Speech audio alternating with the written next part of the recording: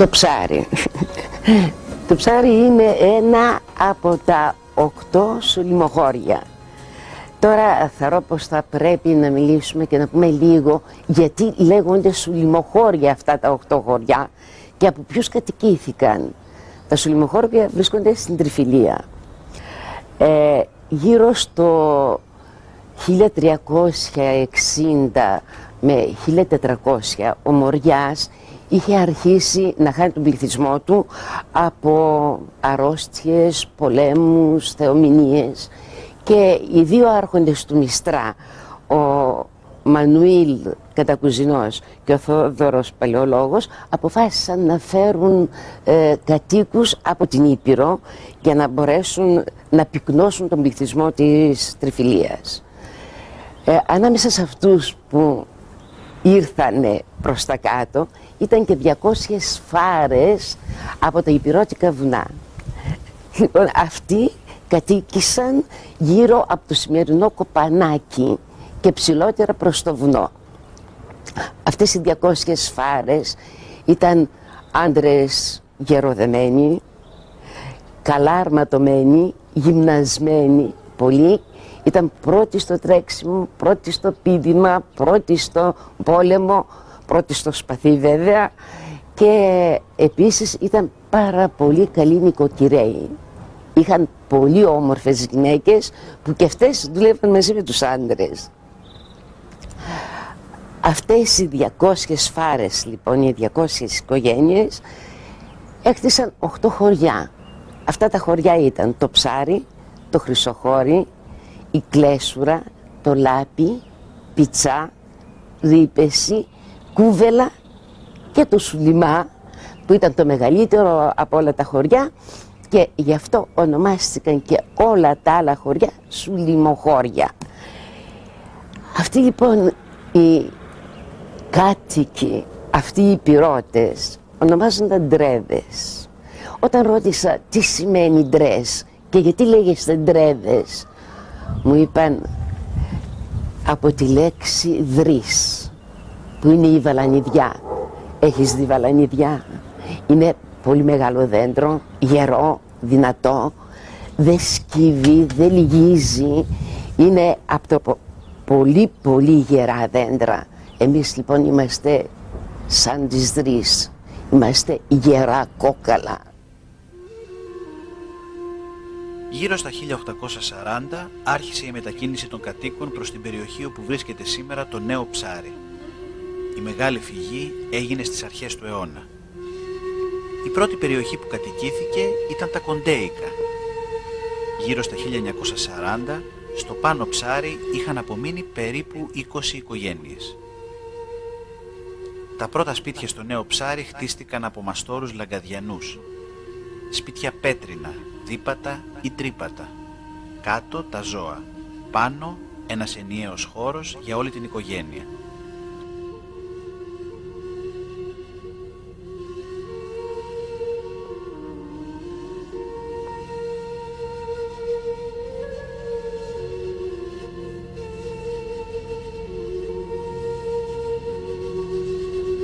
Τα περισσότερα παλιά σπίτια έχουν διατηρηθεί, αλλά και τα καινούρια σέβονται στην πλειοψηφία τους τα χαρακτηριστικά της παραδοσιακής αρχιτεκτονικής του τόπου.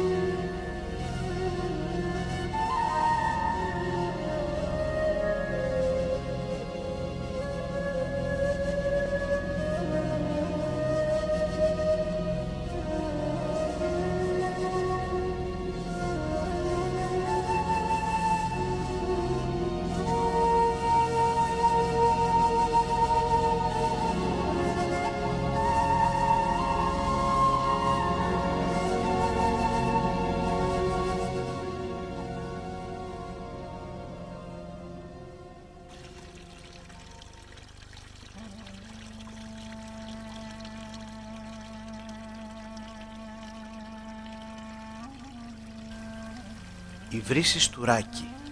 Από την πηγή αυτή έπαιρνε κάποτε νερό όλο το Πάνω Ψάρι.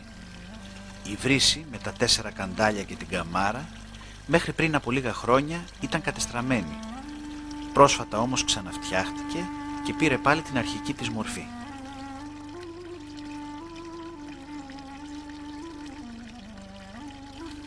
Οι βρύσεις του Κρόθη, στην περιοχή Κατομέρη. Σε αυτό τον οικισμό κατοίκησε η Φάρα των Νταρέων.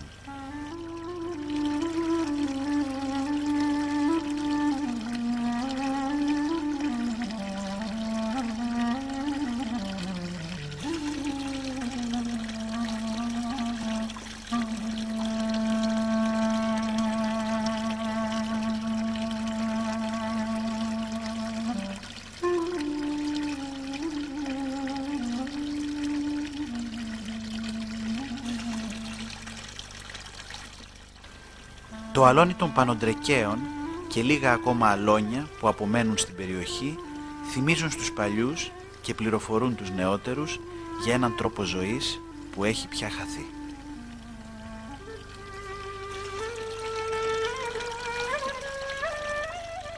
Έστειλε ο Βασίλης ο Μπούσιος, ο μηχανικός, ένα σχέδιο για τον καμπαναριό.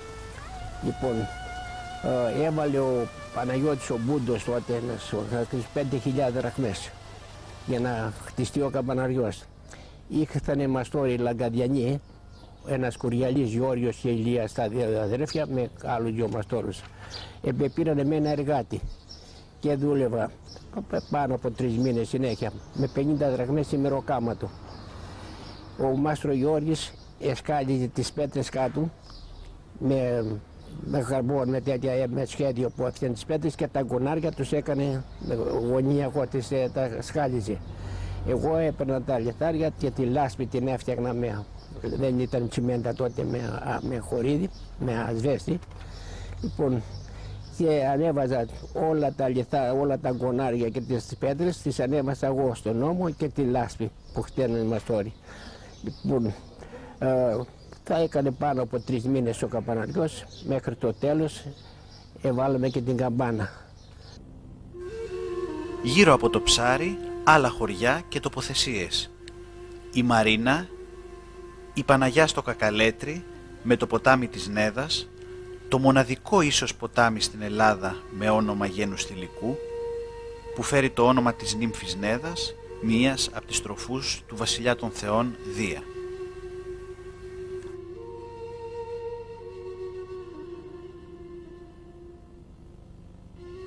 Από το ποτάμι πήρε και το όνομά του το χωριό της περιοχής, η Νέδα.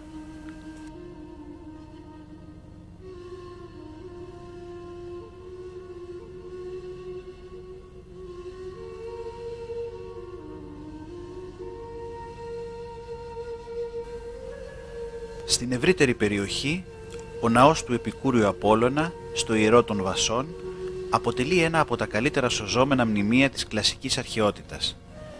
Χτίστηκε ανάμεσα στα 4 Χριστού, στη θέση ενός παλαιότερου αρχαϊκού ναού. Ο περιηγητής Παυσανίας, που επισκέφθηκε και θαύμασε το μνημείο στα μέσα περίπου του 2ου μετά Χριστόν αιώνα, αναφέρει ως αρχιτέκτονά του τον Ικτίνο. Η θέση που κατέχει ο ναός στην ιστορία της ελληνικής αρχιτεκτονικής είναι ξεχωριστή, καθώς συνδυάζει με ιδιοφυή τρόπο τα αρχαϊστικά στοιχεία που υπαγόρευε η τοπική θρησκευτική παράδοση με τις τολμηρές ανανεωτικές ιδέες του δημιουργού του.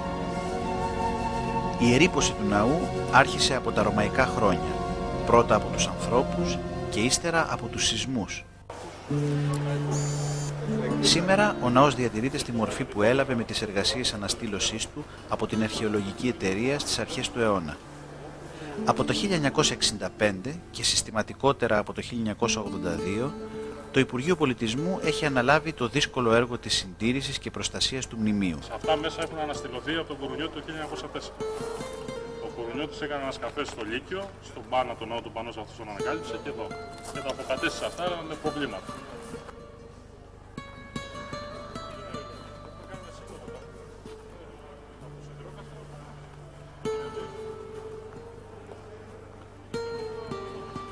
Το στέγαστρο, που προστατεύει το ευαίσθητο οικοδομικό υλικό από τις ακραίες καιρικές συνθήκες της περιοχής, το αντισυσμικό ικρίωμα και οι άλλες εγκαταστάσεις είναι προσωρινά για όσο διάστημα απαιτήσουν οι σωστικές εργασίες. Ένα άλλο σημαντικό αρχαιολογικό μνημείο της περιοχής είναι ο Θολωτός Μικηναϊκός Τάφος. Ο κάτοικος της περιοχής Γιώργος Παπαγεωργίου υπέδειξε αρχικά το χώρο του μνημείου. Οι ανασκαφές ξεκίνησαν το 1986 από την Εφορία Αρχαιοτήτων Ολυμπίας. Το Δεκέμβρη του 1990 ο χώρος ανακηρύχθηκε αρχαιολογικός.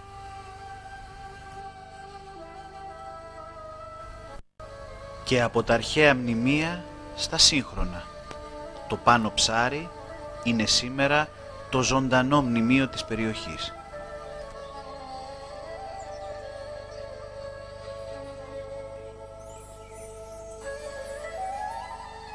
Σε όλα τα χρόνια της σκλαβιάς, Τούρκος δεν πάτησε στα Σουλημοχώρια. Και μάλιστα στις 24 του Μάρτη του 1821, ο Παπαδημήτρης Τσόρης στην εκκλησία του Σουνάτου Άη Δημήτρη ευλόγησε τα άρματα των Τρέδων και ξεκίνησε η Επανάσταση. Και στις 24 του Μάρτη του 1821 ελευθερώθηκε η Αρκαδιά, η σημερινή Κυπαρισία. Λοιπόν, λέμε για τον παλαιό πατρόν Γερμανό, 25 Μαρτίου και τα λοιπά, αλλά υπάρχουν και κάποιοι φτωχοί Άγιοι της Ρωμιοσύνης που ελευθέρωσαν την Τριφυλία και δεν τους γράφει ούτε η ιστορία. Και αυτό πραγματικά είναι κάτι που πρέπει να μας πονάει.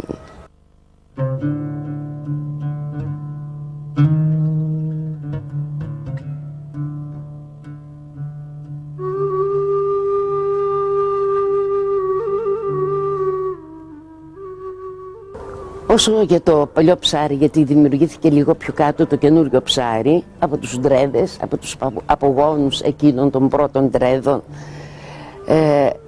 ανέβηκα στο παλιό ψάρι μια καλοκαιρινή μέρα, αλλά εκεί απάνω είχε καταχνιά και δεν θα ξεχάσω ποτέ την εικόνα που αντίκρισα. Ένα χωριό ρημαγμένο, σπίτια τα οποία ήταν μόνο πέτρες πεσμένες, μία εκκλησία, και στην πλατεία που κάποτε ήταν πλατεία ήταν ένας γέροντας που βοσκούσε λίγα πρόβατα. Με ρώτησε, για την τηλεόραση ήρθες? Και του είπα ναι. Να πας στο κάτω ψάρι, εκεί έχει κόσμο, εκεί έχει μαγαζιά, εδώ τι να δεις, πέτρες, μόνο ξερές πέτρες, τίποτα, δεν υπάρχει τίποτα εδώ. Του λέω, μα εγώ για τις πέτρες ήρθα και ήρθα να βρω τα αχνάρια των ηρώων αυτού του χωριού, του Σιράκου, το σπίτι του Γιαννάκη του Κρίτζαλη. Και μου λέει, πια, μπροστά στο σπίτι του στέκεσαι, αυτό είναι το σπίτι του Κρίτζαλη. Πραγματικά ένιωσα πόνο, γιατί είδα ρημαγμένο το σπίτι αυτού του μεγάλου ήρωα. Οι απόγονοι του είναι περήφανοι για το όνομα που φέρουν, αλλά το σπίτι τα άφησαν και γκρεμίστηκε, όπως και τα άλλα σπίτια των ηρώων. Πραγματικά ένιωσα πόνο και αυτή τη στιγμή ακόμα πονάω, γιατί από το 1976 μιλάω συνέχεια και παρακαλώ το παλιό ψάρι να γίνει διατηρητέος χώρος. Ελπίζω πως τώρα οι νεότεροι θα το κρατήσουν διατηρητέο το χωριό.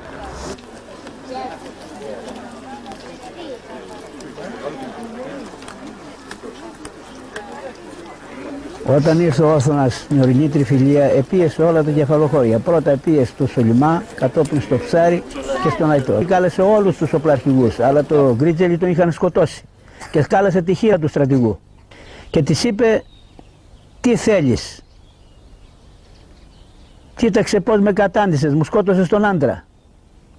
Καλά, τώρα έγινε, της είπε. Λοιπόν, αλλά τι θέλεις? Εδώ γίνεται ένα έργο στο χωριό μου και έκοψε για την εκκλησία στο Ψάρι και έκοψε κονδύλιο ο Όθωνας. Και με το κονδύλιο αυτό έγραφε, αγοράσανε φαίνεται και την καμπάνα της εκκλησίας. Και η καμπάνα γράφει 1835 «Ζήτω ο Όθωνας βασιλεύς των Ελλήνων». Και του είπε εν συνεχεία η χείρα να καταταγεί και ο γιος μου στη σχολή των Ευελπίδων. Και το Γκρίτζελι του είχε δώσει χάριο εντωμεταξύ ο Όθωνας, αλλά ο ταχυδρόμος που έφερε την αλληλογραφία έμεινε στο σπίτι των Δελιγιανναίων. Ο Γκρίζελης δεν τα είχε καλά με τους Δελιγιανναίους και οι Δελιγιανναίοι αφιόνισαν τον ταχυδρόμο και το άλογο και γι' αυτό καθυστέρησε η ελειρογραφία να πάει στην Κυπαρισία και τον σκοτώσαν τον Γκρίζελη. Εκ μέρους του Δημοτικού Συμβουλίου θέλω να σας ευχαριστήσω όλους για την παρουσία σας στη σημερινή γιορτή στην γήμη που γίνεται στην γήμη του Γιαννάκη, του Γκρίζελη και του Μητροπέτροβα. Θέλω να ευχαριστήσω την κοινότητα Ψαρίου, την πρώην κοινότητα Ψαρίου, με το σύλλογο των ψαρέων που επί τόσα χρόνια έχουν φτιάξει αυτή την εκδήλωση και τιμούν τη μνήμη. Ως Δήμος πλέον αναλαμβάνουμε μεγαλύτερη υποχρέωση αυτή τη γιορτή να την κάνουμε πιο μεγάλη, να γίνει παμεσηνιακή, να γίνει παμπελοπεσηνιακή. Είναι μια εκδήλωση, είναι η πρώτη κοινωνική επανάσταση που έγινε και για το σκοπό αυτό χρειάζεται. Πρέπει να γίνει παμεσηνιακή, παμπελοπεσηνιακή και αν είναι δυνατόν και εθνική γιορτή.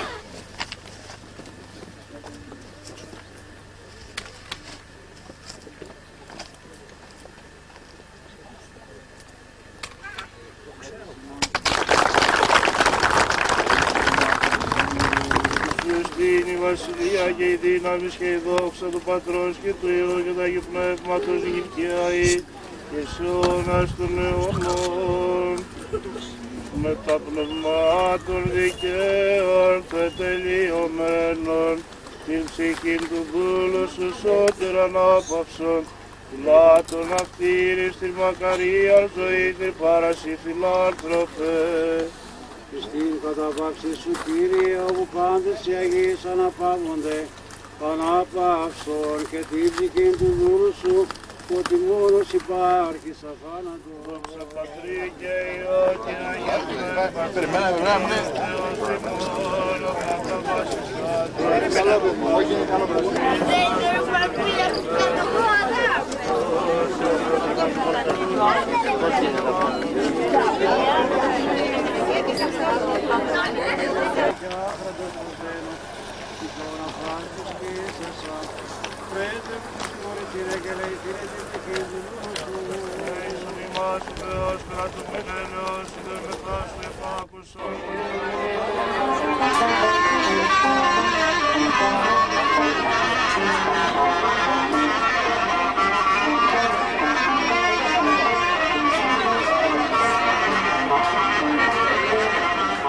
Το μόνο που μένει έτσι όρθιο από εκείνο το παλιό ψάρι είναι η εκκλησία του. Και αυτή, εκεί είναι που πραγματικά πονάς όταν θα μπεις μέσα. Ήταν μια πάρα πολύ ωραία παραδοσιακή εκκλησία με πολύ ωραία αγιογραφία μέσα και από ό,τι μου είπαν παλιοί γέροντες, η εκκλησία αυτή ήταν όλη βαμμένη, γαλάζια, με αστέρια, με αγγέλους, με αγίους, με πρόσωπα αγίων μέσα σε ένα γαλάζιο φόντο. Ένας παπάς που ήθελε να κάνει ωραία την εκκλησία, την ασβέστωσε και χάθηκε όλη αυτή η καταπληκτική εικονογράφηση που είχε η αγιογραφία. Ευτυχώς έμεινε μόνο το πάτωμα, δεν έριξαν τσιμέντο και εκεί, και γιατί υπάρχει η πλάκα η παλιά που έχει ανάγλυφα. Παρακαλώ όλους εσάς που αγαπάτε την παράδοση, που πονάτε τους φτωχούς Αγίους της Ρωμιοσύνης, κρατήστε το ψάρι, το παλιό ψάρι, σαν ανάμνηση αγώνων και πόνου.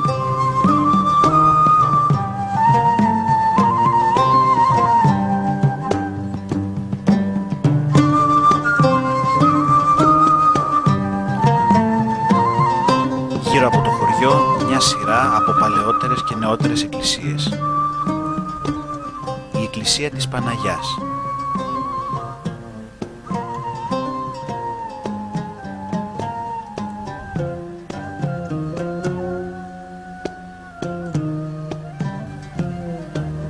ο Άγιος Αθανάσιος, το παλιό νεκροταφείο του χωριού.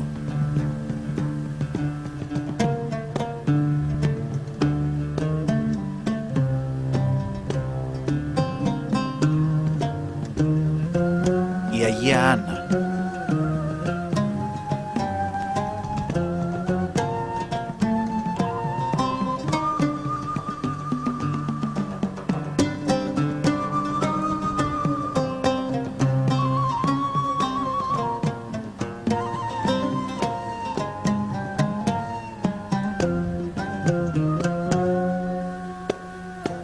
Ο Άηλιας και το καμπαναριό του.